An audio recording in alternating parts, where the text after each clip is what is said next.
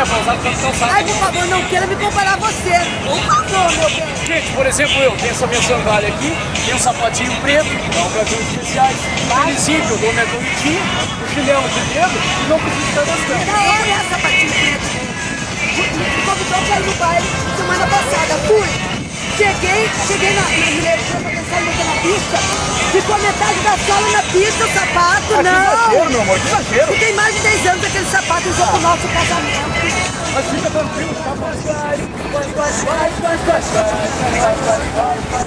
Eu não perco essa feira com Nádia.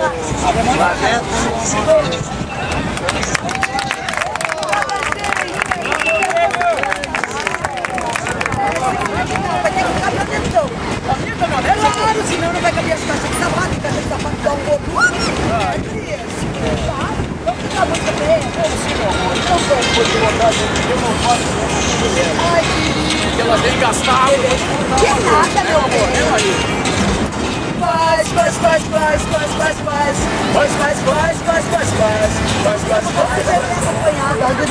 Mas eu preciso ir junto contigo, meu amor.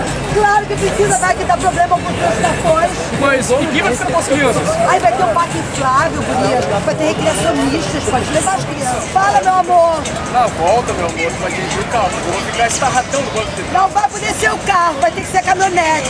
A minha caminhonete, amor? Claro, não vai caber essa caixa de sapato. E caixa de sapato dá um volume.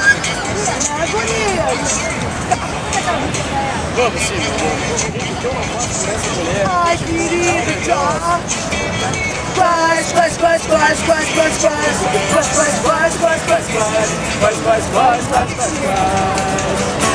A serra que nos convidou para anunciar a feira de calçados que vai ser uma loucura. Inicia dia 11 de março, abre às 10 e só fecha.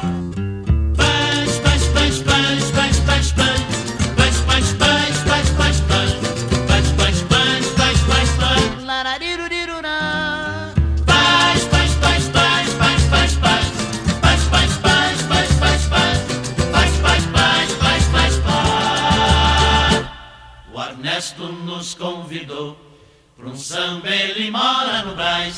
Nós fomos, não encontremos ninguém. Nós voltemos uma baita de uma régua. Da outra vez, nós não vai mais. Nós não somos tatu. O Ernesto nos convidou para um samba, ele mora no Brás. Nós fomos, não encontremos ninguém.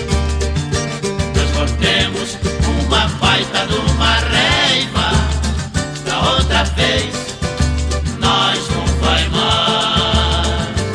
No outro dia encontremos Ernesto que pediu desculpa, mas nós não aceitamos.